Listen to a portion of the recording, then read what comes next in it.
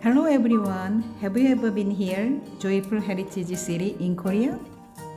Today's destination is Jongmyo Shrine. This is the front gate of Jongmyo Shrine.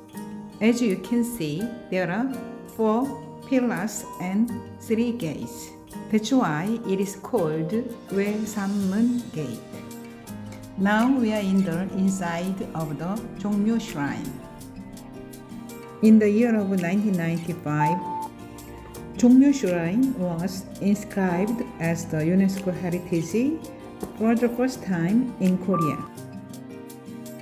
At the same time, 불국사 석굴암 and 해인사 장경판전 were inscribed as well. Now we are looking at the 3 roads made by stone. The road in the center is for the spirit, and the right road is for the king, and the left one is for the crown prince. At the end of this road, we can meet the building which is called Jaegum or Osukshil. The king and the crown prince took a bath and changed the costume here for the preparation of the ritual service.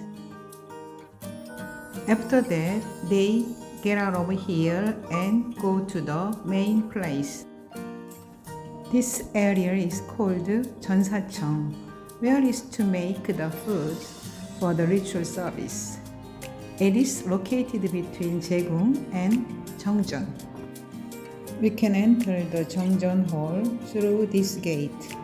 This is the starting point of the 20 majestic pillars and 19 chambers.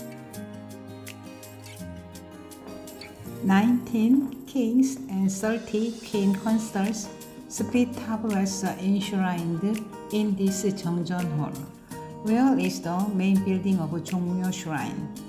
Especially this Jeongjeon Hall is known as the longest wooden building in the world. So this hall became the popular site for the international architects and the photographers. In fact, there are 2 enshrinement halls in Jongmyo. One is the primary shrine Jeongjeon, and the other is the secondary one, Yeongnyeongjeon. The spirit tablets of the 16 kings and 18 queen consorts are enshrined in this Yeongnyeongjeon. Actually, all the spirit tablets were enshrined in the Jeongjeon Hall firstly, and then had to be moved to Yeongnyeongjeon Hall later. However, the kings contributed a lot for Joseon Dynasty, could stay in Jeongjeon Hall forever. Additionally, let me tell you one more important thing related to Jongmyo Shrine in terms of UNESCO heritage.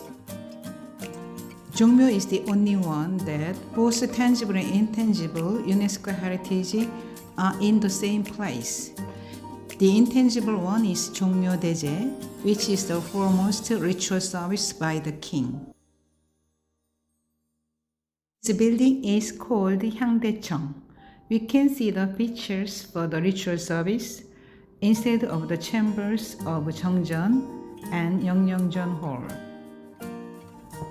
Usually, those chambers are not allowed to open except the first Sunday of May every year, when Jongmyo Daeje are performed. I recommend you to visit here on the day and witness it. And now it's time to get out of Jongmyo Shrine. Here is the Jongmyo Citizen Park in front of Jongmyo Shrine. You can take a rest here after visiting Jongmyo Shrine.